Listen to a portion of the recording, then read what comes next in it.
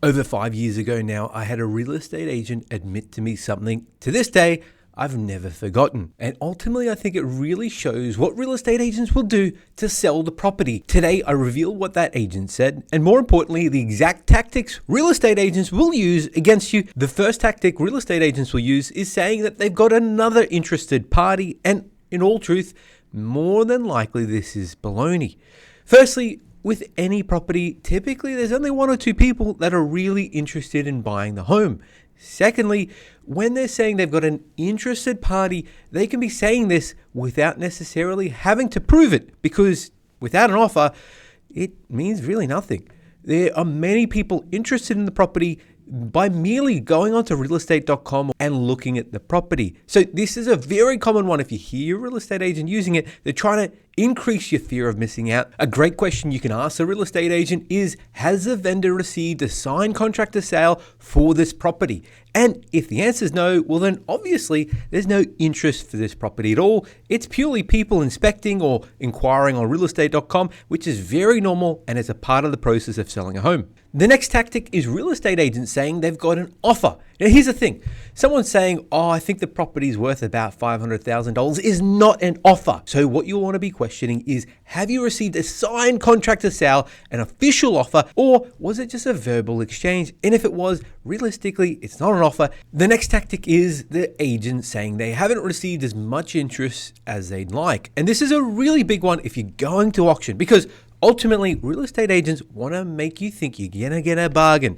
For an auction, they're hoping to get as many people to attend the auction as possible, and they do this with what we call a sunk cost theory. Essentially, they're wanting you to spend money and time into the process of going to an auction, because ultimately, if you're going to an auction, you're going to be doing things like searches with the conveyancer, you're going to be doing your building and pest, you're going to do that and spend money on your own accord, thinking you'll end up buying the property and outsmarting the market. Well, the truth is that the goal of a real estate agent is to gather as many people as possible to the auction, because ultimately competition creates record prices. So if you hear this, be cautious, particularly if you go on an auction. The next tactic real estate agents use is time and against you. A common one real estate agents use is saying the vendor wants a contract signed tonight. Essentially, what the real estate agent's trying to do is create urgency. They're trying to make you make a quick decision, and as the saying goes, time is a gatekeeper to all great decisions. And if you feel like you're being pressed and urgency is being applied, remember, you can always take 2 steps back, slow the process down, and give yourself a little bit of a breathing room so you can make the right decision.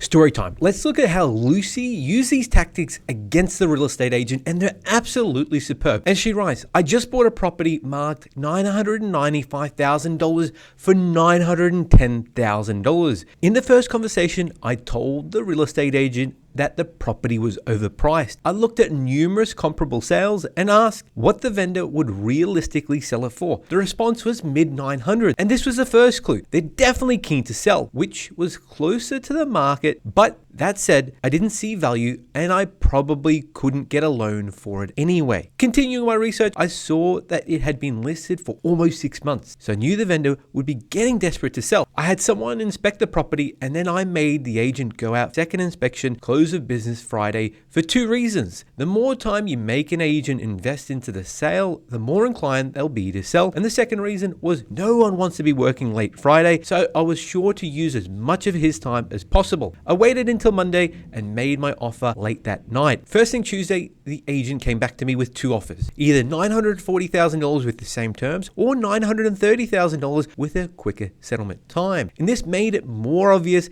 that the vendor was desperate because they responded so quickly. I responded back saying that I'd think about it. I ignored the real estate agent's calls until Friday, and I rejected the counteroffer, saying that my offer was final. I added that I was attending an auction the following week and that I'd need a response prior, otherwise I'd be looking to bid at this upcoming auction. I use this tactic because it created a sense of urgency, and later that day, a call was made from the real estate agent saying my offer was accepted. And the lesson I learned is you have to use the same games the real estate agents are using against you. The vendor hasn't given us an indication on what they'd sell the property for. Listen, even if the owner is completely unrealistic, the real estate agent will know exactly where they want the offers to be. And when you're asking real estate agents to get an indication where the vendor will sell their home for, know that they understand where this mark is, and it might be just trying to rephrase the question. The next tactic is real estate agents saying that they're happy to present all offers prior to auction.